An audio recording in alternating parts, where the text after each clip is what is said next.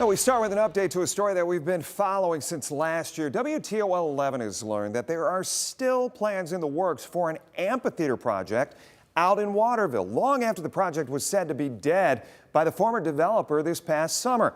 Our Michael Sandlin, he joins us live from right on the heels of this future project site. So what's bringing new life to this thing, Michael? Well, Jeff, it comes directly from the people who own the land, who say they still want to build an amphitheater here, even though they lost that developer back in August. They still have all the proper permits. Now they just need to find someone else to come and build it. But some that live near this property say they're still willing to fight tooth and nail to make sure it doesn't happen. Back in August, WTOL 11 reported on the death of the Waterville Amphitheater, a hypothetical 9,000-seat stadium that caused controversy and debate for a little over a year before the plug was pulled. But Gary Junker with Devonshire REIT, the owners of the land, tell me the project's death was greatly exaggerated. Yeah, the project's not dead.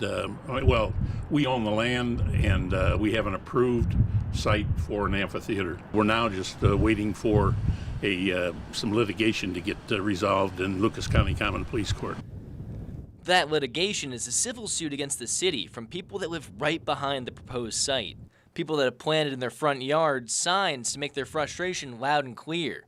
And their spokesman, Tim Plowman, says putting a major concert venue so close to home is a recipe for disaster for families like his. The noise is just something that they didn't adequately study, as our council confirmed. Those things are going to produce a lot of noise. There's a lot of young children in this neighborhood and the city in general that need a full night's sleep before a big day at school or sports.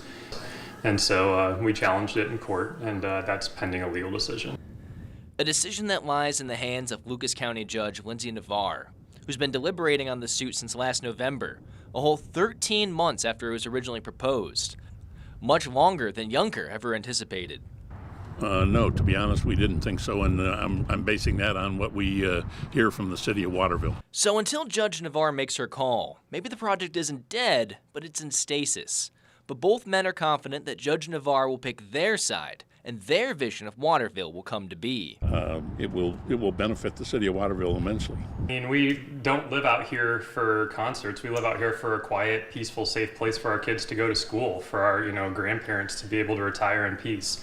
That's what makes Waterville special.